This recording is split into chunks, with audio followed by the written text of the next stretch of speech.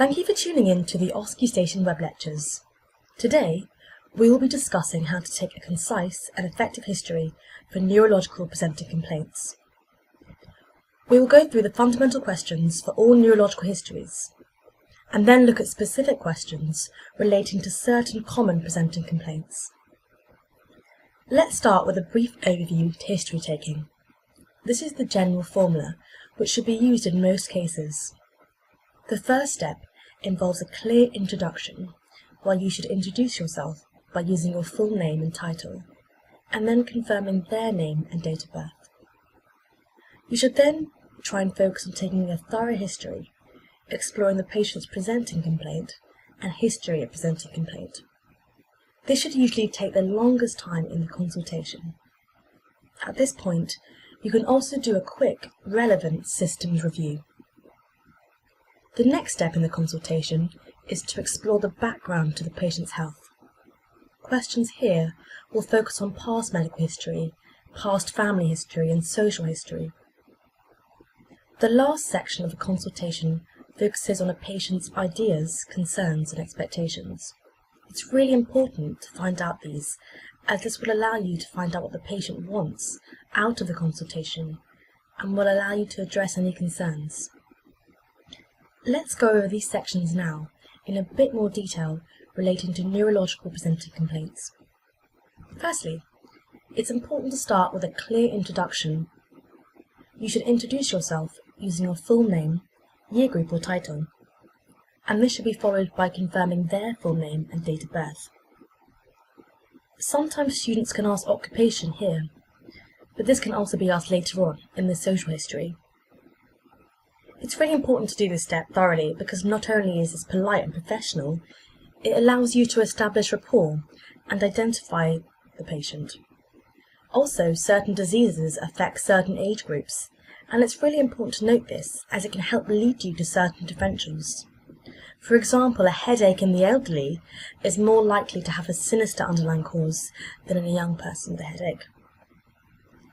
Also, a crucial part of medicine is gaining consent and being an ethically sound doctor, and so it's really important to gain consent for taking the history before you proceed. Lastly, ensuring the patient is comfortable and not in pain will allow you to take the most effective history. So if they seem like they are in pain, it's very essential to offer and give them analgesia before commencing the history, and you need to make sure you do this in your OSCEs, otherwise you will get marked down. So the main part of the consultation takes the form of inquiring about the presenting complaint. It's important to start with a very open question. For example, what's brought you into hospital today? Or how can I help you today? This allows the patient to speak about what they think is the most important thing to say to the doctor about their symptoms. In history taking, we talk about a golden minute, where the doctor or medical student should give the patient up to a minute to speak about their symptoms until we interrupt them with more closed questions. We can then direct the questions to areas we want and try and pick out important details. The mnemonic Socrates is often used to help guide questions. So, what specific questions should we ask about symptoms? Firstly, we can start with symptoms, asking questions about onset of symptoms. For example, when did the symptoms start? And was there a gradual onset or a very acute sudden onset? We need to be able to know the exact duration of the symptoms. Does it last for minutes, hours, days or months? And how long has it been going on for? Also, how severe they think the symptoms are. Often you can give the patient a scale. For example, on a scale of 1 to 10, with 10 being the worst pain you've ever experienced, how would you describe your symptoms? When you explore the history or the presenting complaint, it's really important to understand the general course of the symptoms and the evolution of the symptoms, and whether they've been in general getting worse, getting better, or staying the same. If their symptoms are occurring with greater frequency, this could hint that their symptoms are getting worse. So it's really important to ask about how often they experience the symptoms. The next questions should be related to any triggers or any aggravating factors, and then any relieving factors for their symptoms. You can end this section asking about any associated features and this can be a whole host of questions, but should be led by our differential diagnosis. You can then link this to a quick systems review regarding any specific systems you think could be involved. Now, in a neurological history, there's a large list of associated features to remember, but once you've learnt them, you can easily reel them off and ensure you're being thorough and not missing any differentials. And I just want to go over the significance of each of these associated features so you understand when certain questions are relevant. For example, you could ask the question, have you had any headache, facial pain or neck stiffness? This is significant because previous episodes of neck stiffness could occur in meningitis or subarachnoid hemorrhages, both of which are very red flag symptoms, and we'll talk more about this later.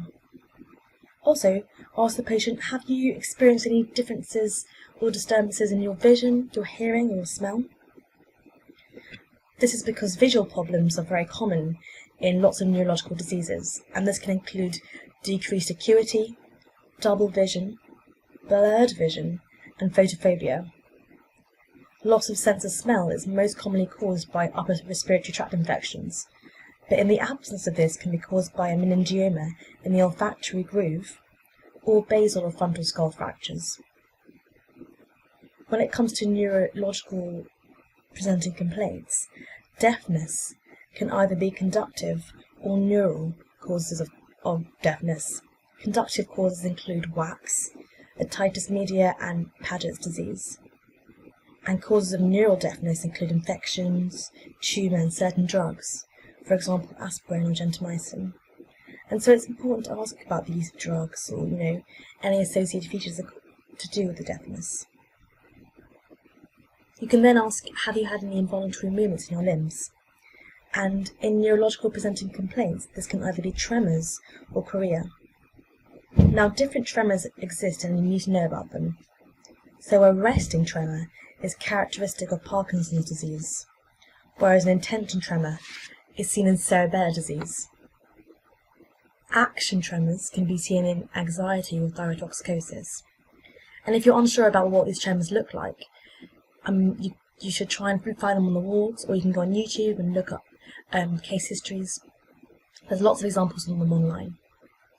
Chorea consists of jerky involuntary movements, and this can be caused by Huntington's disease, Sydenham's chorea, which is i.e. post-infective chorea, and certain drugs can cause chorea, such as phenytoin and alcohol.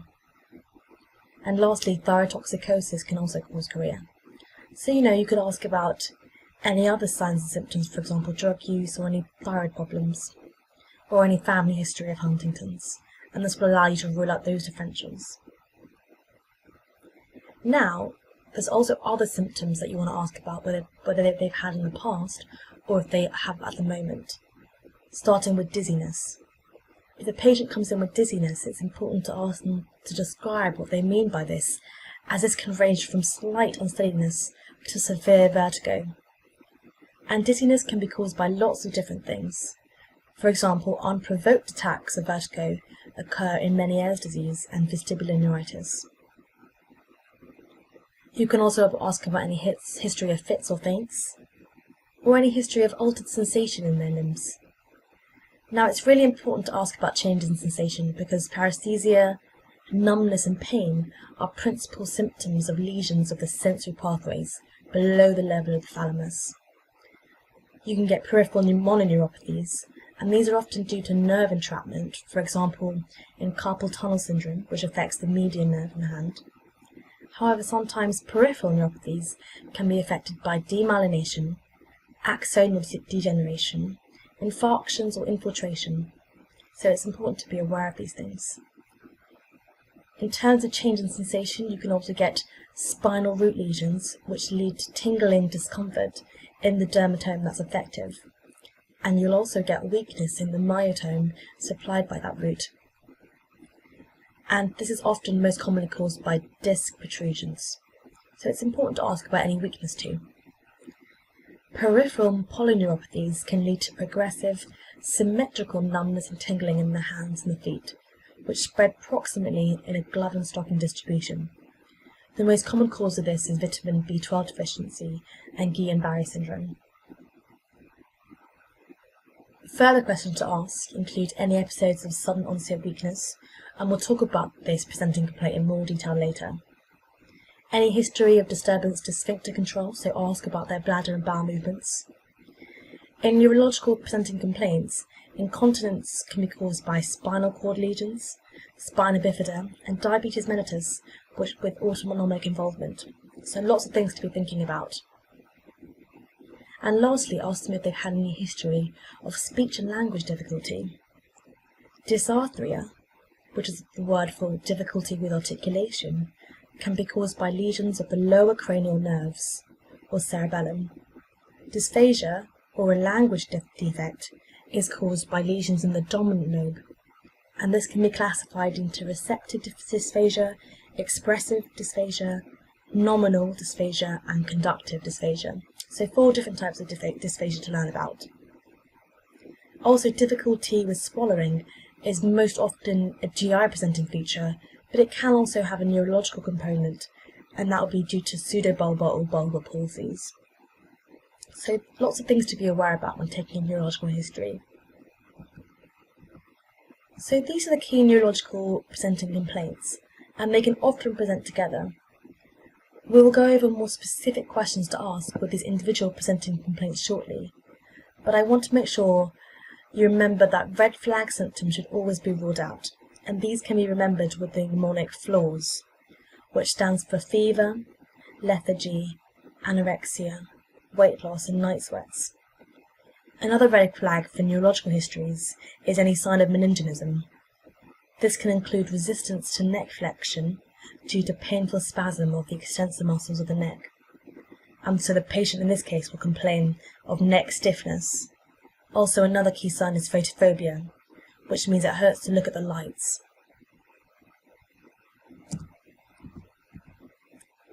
This is the quick relevant systems review you can do whilst asking the patient about any associated features. Not all the questions will be relevant, but according to what you think is going on, you can rule out certain differentials by asking these relevant questions. So the next area of the consultation is much more quick, and just requires a few questions to ascertain any major past medical history, which is important to note. In particular for neurological histories, we're looking for any history of hypertension, high cholesterol, diabetes, and ischemic heart disease, as these are all risk factors for cerebrovascular disease. We also look for a history of head injury and meningitis, as this predisposes patients to neurological disease and recurrent headaches. Lastly, you can just quickly ask about any risk factors for HIV or syphilis, because if a patient did have these diseases, they have neurological complications. As with all histories, you can ask about medications they were on during this section. And this is important because often patients with chronic conditions like epilepsy and persistent headache, they have a long history of medication which they've tried. And so you want to know what works for them and what doesn't, in order to guide your next action. It's also important to take a drug history because many drugs have toxic effects on the nervous system, including isoniazid and phenytoin, which can cause peripheral neuropathies. Seizures can be provoked by some medication, and anti-epileptic drugs can cause ataxia, diplopia, and tremor. As always, we want to ask about allergies and also confirm this at the end. Then we want to ask about family history. In particular, we're looking for a family history of cardiac or vascular disease, as these are risk factors for cerebrovascular disease. And also, we want to look for any neurological conditions which have a genetic predisposition. So say, do you have a history of Huntington in the family? Social history is always important to take. First and foremost, it's important to quantify the amount of alcohol and smoking done by the patient, as these are major risk factors for certain neurological diseases, including cerebrovascular disease, dementia, peripheral neuropathy, Wernicke's encephalopathy, and Korsakoff psychoses, which are caused by alcohol. Exposure to heavy metals is particularly important to ask about, since disorders due to toxins can be acute or chronic onset. With neurological disease, a lot of the conditions are debilitating and patients need considerable physical and psychological support. Therefore, it's important to inquire as to what support they're currently getting and whether they're coping okay at home. This will have direct implications on their occupation, their living situation, and the activities they can do, and this can all come under how much support they need and how much support they're getting. The last part of the consultation involves exploring the patient's ideas, concerns, and expectations. This allows us to test the patient on what they think is going on regarding their symptoms. You should ask the patient about their thoughts to this, and they may have actually a very good idea about what's going on. It's also important to ask the patient if they have any specific worries regarding their symptoms, and you should be able to address these during the consultation. A good doctor should be able to gain an understanding of what the patient is hoping to achieve from the consultation and address these expectations appropriately. Throughout the history, it's important to summarise back to the patient what they've said, and this is how you take a good history, to both confirm your knowledge and to give them an opportunity to add any missing information. Signposting involves explaining to the patient what you've covered already, and then tell them what you're going to cover next. So you could say something like, okay, so we've talked about your symptoms, now I'd like to discuss your past medical history. And signposting throughout the history is a really great way to keep the patient aware of the questions you're about to ask them. Okay, great. So let's look at some common presenting complaints and how they link to differentials. And I want you to understand that the questions we ask are led and are guided by the differentials we think is about what's going on. Firstly, the presenting complaint of a headache and facial pain. The more specific question you need to ask is, firstly, we want to know exactly where the pain is. Often doctors ask them to point to the exact location of the pain or to describe the location in as clear a way as possible. This is a great clue as to what the source of the pain can be. For example, migraine pain is unilateral, whereas attention-type headaches are usually bilateral. Pain localized to the temporal area is a feature of temporal arteritis, whereas pain behind the eye or over the cheek may signify acute sinusitis. I'll just put up the list of differentials so you can see how these questions are guided by what we think is going on. We then want to know the character of the pain. So, sinusitis, as we know, tends to produce a sensation of fullness behind the eye and over the cheeks, rather than pain. Tension headaches are often described as a tight band around the forehead. And so if a patient says one of these two descriptions, this can therefore make us hone in on that diagnosis. You can then ask more detailed questions as to the pain. So how quickly does the pain come on? How long does it last for? Or whether it comes on at a certain time of day. We want to know the full evolution of the pain. So how frequently does it come on, and if this frequency has changed? And all these questions will allow us to fully grasp the course of the pain. So looking at why these questions are important, looking at onset is a massive clue to our differentials. For example, a sudden onset severe headache may be a subarachnoid hemorrhage. More subacute onset suggests more of an inflammatory cause, such as meningitis, whereas a headache progressing over weeks or months suggests a mass lesion. Recurring generalized headaches with long histories associated with stress may be a tension headache. Now looking at the question of frequency of onset, cluster headaches tend to last for hours, and they occur in bouts of several weeks a few times a year. Tension headaches are also episodic, lasting for hours and recurring frequently. Now, more specific questions to ask to rule out differentials include if the pain is worse when lying down, as this indicates a mass lesion. Mass lesion headaches also get worse when coughing or straining, and in the morning. Now, questions about associated features will help rule out more sinister diagnoses, and also give us clues as to the differential. For example, if an aura is seen before the headache, This is characteristic of a migraine. Temporal arteritis is often associated with blurred vision, and the headache of benign intracranial hypertension can cause vision loss on bending and rising. And vomiting also indicates raised intracranial pressure. The other most important differential to rule out is meningitis, which is associated with a fever, stiff neck, and photophobia. Other associated features to note are lacrimation and rhinorrhea, which is associated with cluster headaches. And also, the last question to ask is whether they have any overuse of analgesia, as this is a very common cause of chronic daily headaches. So the questions are really guided by our differentials and help us figure out what's going on. The next presenting complaint we will look at is sudden onset weakness. So the first thing you want to do in your history is to ask them to describe the event exactly as to what happened. Onset is the next important question to ask. For example, strokes and TIAs are sudden onset phenomena. However, in a TIA, the symptoms reach their peak in seconds and resolve within 24 hours, whereas in a stroke, the symptoms will persist longer than 24 hours. It's also important to ask whether the patient fell to the ground, as this will help provide us information as to the site of the weakness and also warns about possible injuries they may have received. Loss of consciousness and the area of the face and body affected gives us clues as to the site of the lesion. Now, when we move on to associated features, the first one to ask about is headaches. A hemorrhagic stroke is often accompanied by a severe headache. Visual and speech disturbances can also give us clues to the diagnosis.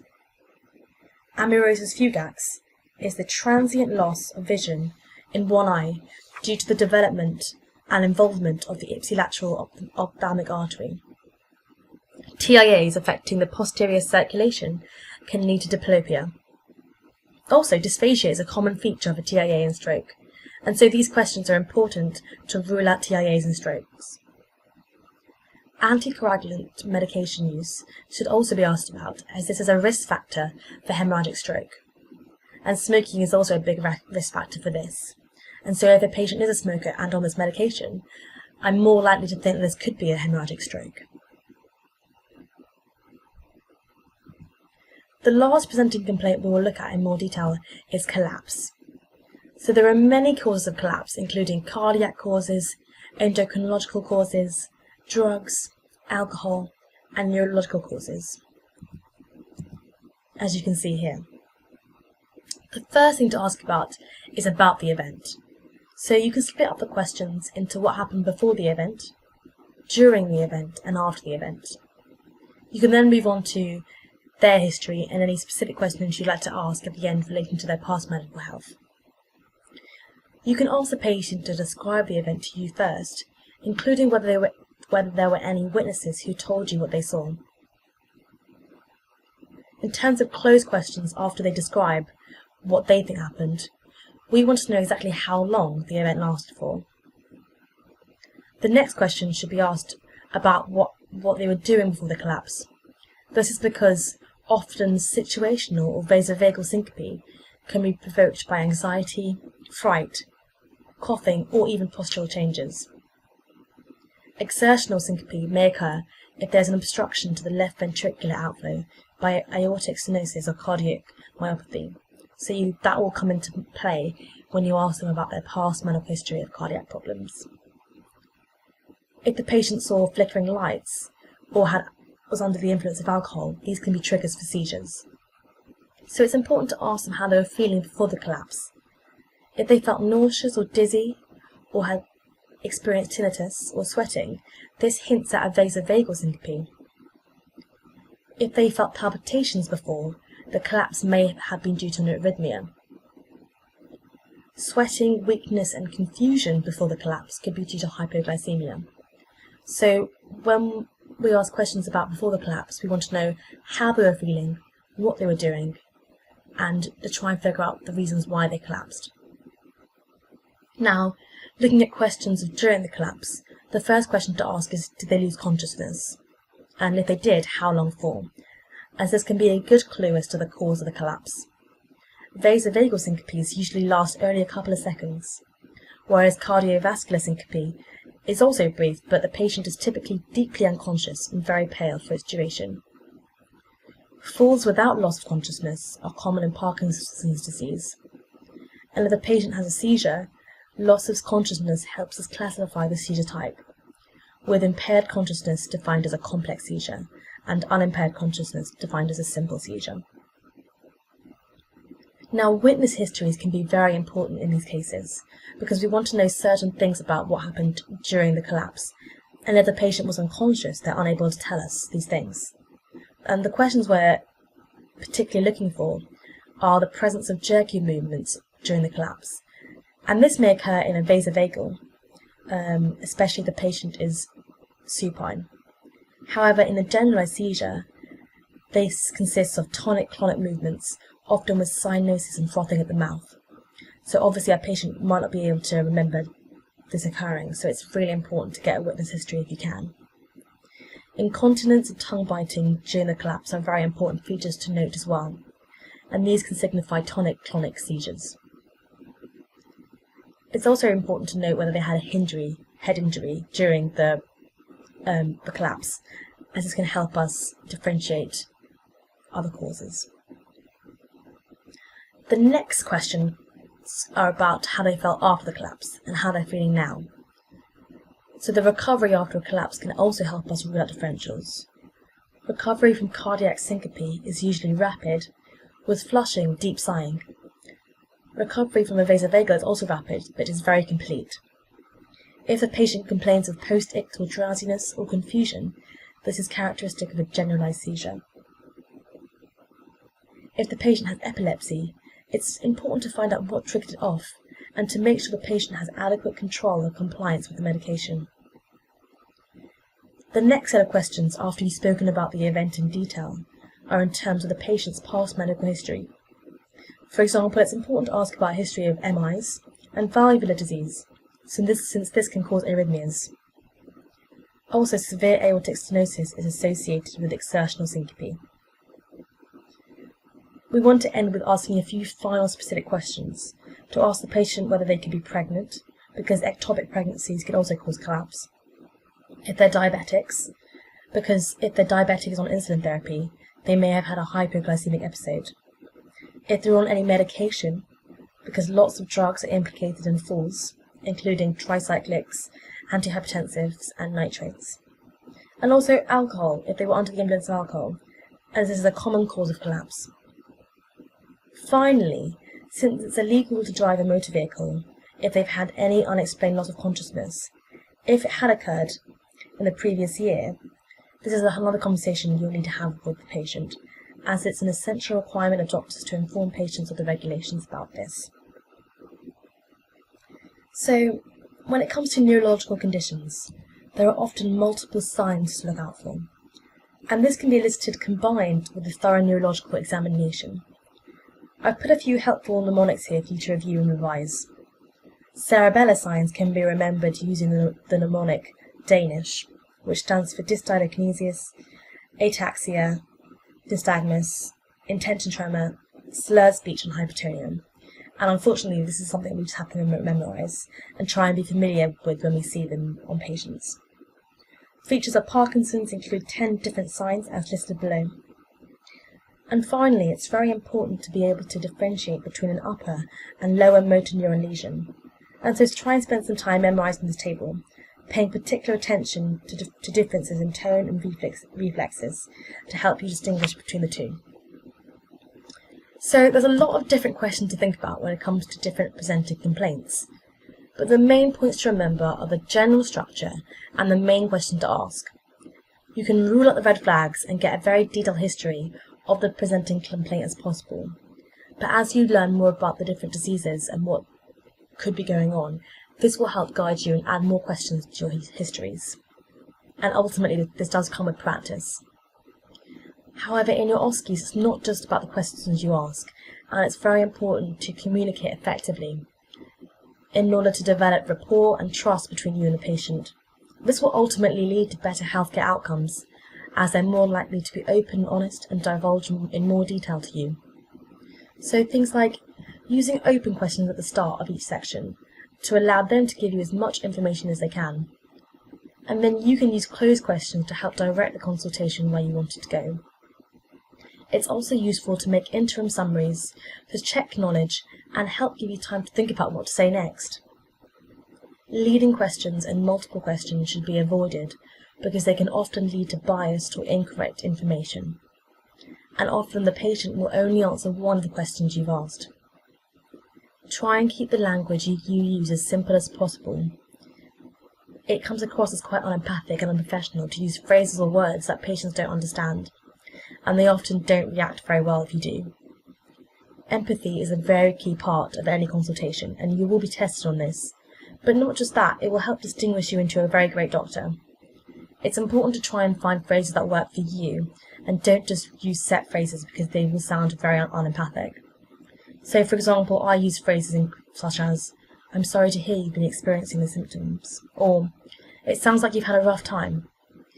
But you need to find phrases that work for you. Now, you will get several marks for communication in your OSCEs, and these ones are the ones you're going to be marked on, so try and start using these in your practice of history taking from now. That concludes this lecture on taking a neurological history. I hope you have found it a useful revision tool and guide and feel more comfortable about taking a general and focused history. Thank you.